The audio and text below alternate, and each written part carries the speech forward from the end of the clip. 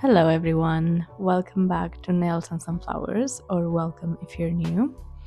Today it's going to be another tutorial. We have music nails, which is really cute. I am a musician myself, in case you didn't know.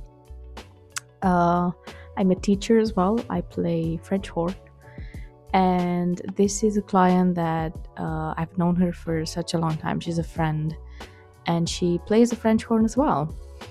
At an amateur level, but she loves it and she has a lot of concerts coming up. And first of all, you're gonna see when it comes to design, she was a bit hesitant on whether or not to get something else, but then she saw an inspiration photo of nails really similar to the ones we ended up doing, and she was convinced. She was like, yes, we're doing this. So anyway, we are starting off by removing the old set. It was a spring natural vibe with some hand-painted flowers. She had quite a bit of lifting on 3 fingers, I think it was. This is the ring finger on the right hand, and it had a big pocket. I don't know what happened. This is not usually the case. You've seen her nails on my channel, I think, a few times in the past. She usually comes with perfect nails, but yeah, sometimes this happens. I don't know. In any case, we are removing that as carefully as possible. We are going, or I am going, all around the pocket lifting to remove just the lifted part. We did take off the bulk of the nail first, so it's really visible where we need to go now. And I'm just going on the edges really slightly without any pressure, so she doesn't feel any heating. And I am stopping sometimes, as you can see, so it doesn't heat up for her. This bit is amazing anyway, the removal bit. I went crazy about it on my last video already, black nails. It was the first time I was trying it, and I've fallen in love with them. It's the only bit I use now on all my kits, manicure kits. It's the only removal bit that I bought. I bought like 8 of them or 10 of them, and I have one in each kit, manicure kit. Anyway, we are just removing the edges of it carefully, as I said. Once I see that I remove the product and I can already see the lifting, then as you can see, I just try to go in with my finger, obviously not peeling anything, just taking off whatever was already lifted off the nail plate. Now we are dusting off, and as you can see, I use these papers on top of my dust collector. It saves my filters so much. I highly recommend. And now we're moving on directly to the Russian manicure. I do have a video explaining thoroughly how I do my Russian manicure. I'm gonna link it down below if I remember, because I tend to forget these things. But I think I uploaded it like 2 weeks ago or something, so you should find it easily. In any case, we are using some talc powder to remove any moisture from the skin, from the nails, from the nail plate, and so it's really visible what we need to remove. The dry skin. Sorry, it's late in the day. I'm really tired. Bear with me. I didn't have any other moment of the day to record this. So, flame bit. This is red and blue abrasive mark by Magic Ball. It's a Magic Bits. I think the brand is Voodoo Profi itself. It's the store that I buy them from, the same as the carbide removal bit that you saw. And as I did on my last video, the new technique, we are taking off the shine of the nail with the flame bit, always carefully, but we are not going to go over with a hand file. So on forward, 14,000 rotations per minute. I'm going on the left side of the nail plate and on the left side wall. I'm sorry, bear with me. I promise I'm trying my best. In any case, the important part is just removing all the dry skin. So the product has maximum adhesion. Oh my god, I can't talk. Adhesion at this point. And then we repeat the same on the other hand. And after that, we move on to the reverse and we work on the right side of the nail plate and the right side walls. And now it's time for the scissors. These are Stalex, my good old Stalex. They're the best scissors that I've ever tried, used, all of it. So we're just removing anything that, well, dead skin basically. No live skin cutting, please. We don't want to make anybody bleed. And now going over the cut with our flame bit at 6,000 rotations per minute on forward to polish the cut so we don't get any hangnails, hang skin in the next few days. As I always say, don't skip this step.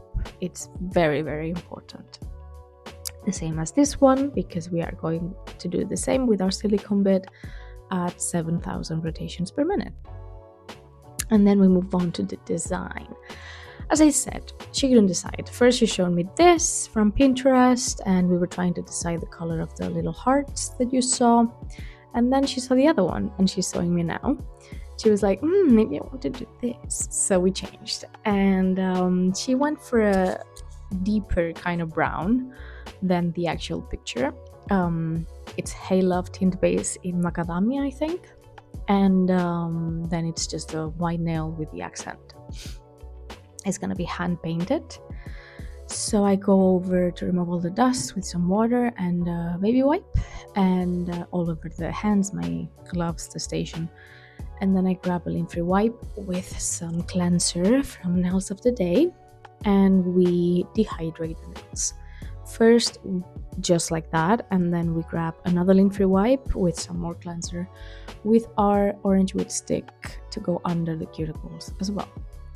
I am gonna dehydrate and prime, dehydrate all the nails and prime just the nails that had lifting or that I see that might need a little bit more help to adhere. And now with the rubber base from Hey Love as well, I'm using full Hey Love, I'm realizing. Rubber base, the frame gel on creamy, and which I ran out. And I'm so sad. I'm gonna have to restock on that because I love it. And yeah, just full Hey Love. I'm in love with it. I do remove the inhibition layer, as you can see, with some alcohol this time, because I don't like to work with the gel on top of the inhibition layer from the rubber base, even if it's from the same brand. You don't need to do this if they're from the same brand because they are meant to be used together. But it's just a personal preference at this point. If they were, the rubber base and the gel were different brands, I would highly suggest you remove it because they're not meant to be used together, not necessarily anyway. So you might encounter any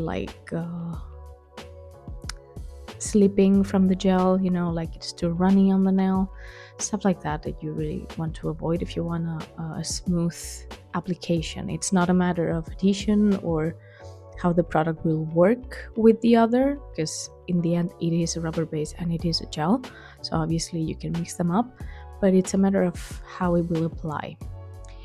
So just using my usual technique, doing a slip layer, then a big blob, and just dragging it down the nail. I'm using this new brush from Luna Moon for the gel. It has, I'm not sure what size it is, probably a 6 or, I would say a 6 or an 8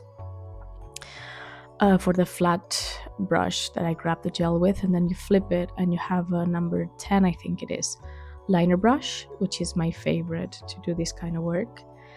I've recently switched brushes because I was using the same gel brush or flat brush for rubber base and for gels, and the same liner brush for all my artwork or going with the gel polish under the cuticle and to work with the gel, and it wasn't working so well because the gel really makes the brushes a bit stiff.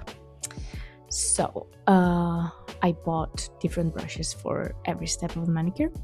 So now we move on to filing, and as always we are just filing the shape first, then the side walls, and then just making sure that the nail is not bulky anywhere. In this case, I don't think you had seen it, I am filing a little bit the cuticle area, which I normally don't, but I don't know what happened with the application. It was a bit uneven on that part of the nail, so I really just wanted to make it smooth.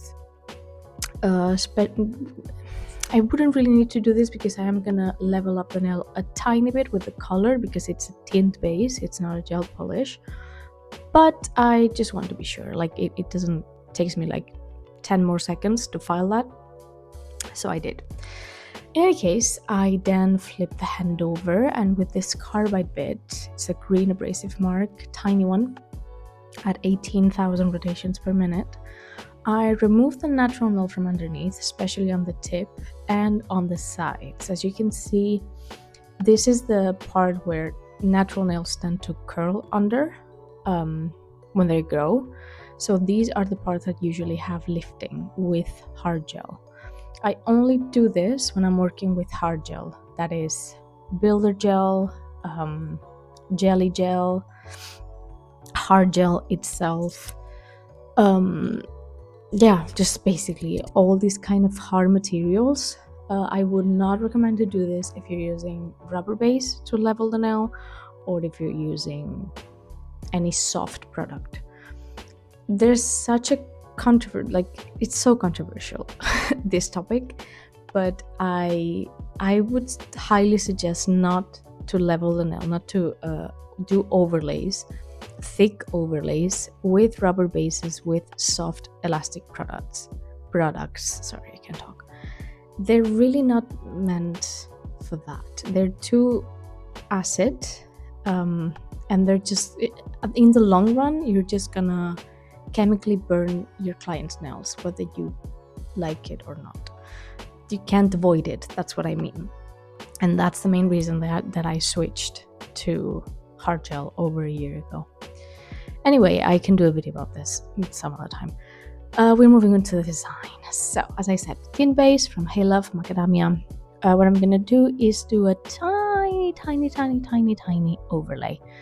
When I say tiny, it's just a tiny bit thicker than I would apply a gel polish, normal gel polish. Because these bases from Hey Love are quite pigmented, but they're not as pigmented, obviously, as some gel polishes. So to me, I enjoy that look on the nail, but it's not everyone's cup of tea. So just make sure to inform your client. Obviously, if you show them a palette, it is visible on the palette. But yeah, just make sure that they understand. And then on the ring finger, which is the accent one, we're gonna do for the base just full white. This one is Hey Love as well. It's their gel polish. It's called On, I think. On is white and Off is the black, which you also saw on my last video, because I did black nails with a white accent. So, as you can see, one layer would have been completely enough, but I decided to go on with the second one, because I pushed back the cuticles again before I applied the layer, and now I'm going. This is another liner from the DNKA brand, 11 liner, to go under the cuticles. I only use this liner with gel polish or gel paint. This is what I meant when I said that I have a brush for every step of the manicure now.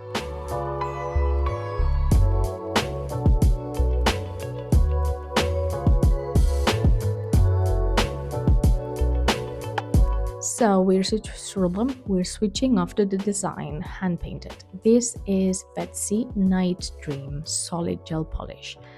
I love these solid gel polishes for hand painted designs. They don't budge, like you can place them wherever you want, as close as you want to the last thing you painted. They're not gonna move, they're not gonna mix around, they're not gonna slip around. It's fantastic.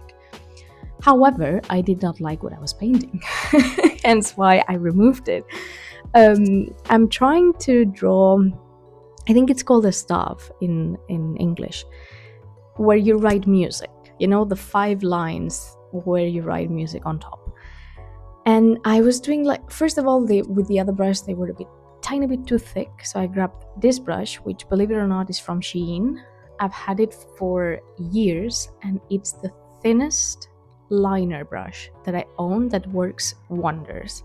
I have tried many, none work like this one. Don't ask me why. Like, I really don't know. Anyway, the lines were too thick, so I switched. Now you see the lines themselves are thinner, but I am gonna remove it again because the actual design should have the lines closer together. So the lines are fine in thickness, but I realized it was too wide.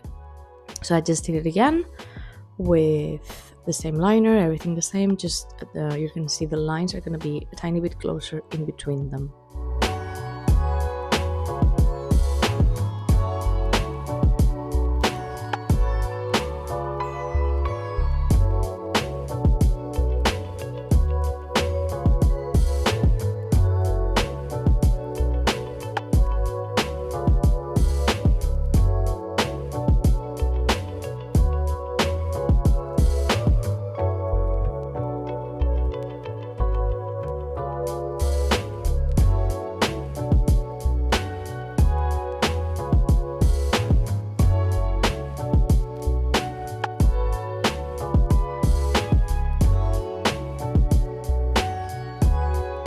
So once all 5 lines are done, I move on to the 2 hearts. One is on the bottom, and the other one is going to be on top of the staff.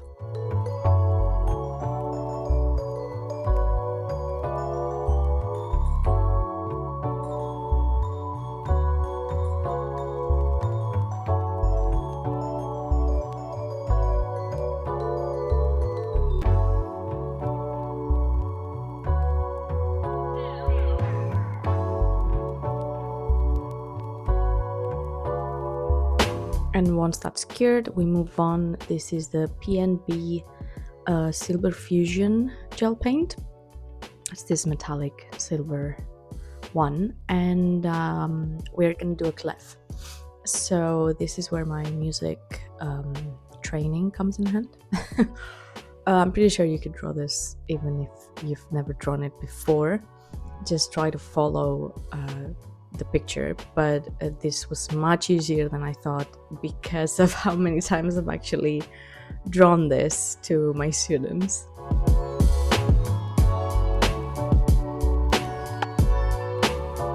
And now we move on to top coat, and I am using a medium UV for the brownish nude nails, and then I'm gonna use a full UV for the white one, even though it has black.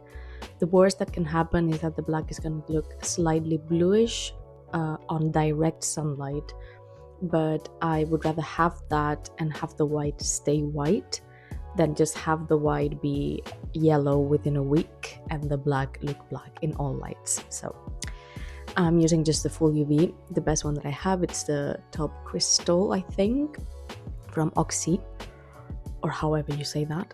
It's my favorite one. It comes back after 3-4 weeks pretty much intact. I use it every time. And now we're just finished filing, trying to maintain the shape that might have gone a bit wonky with the gel polish application and the top coat.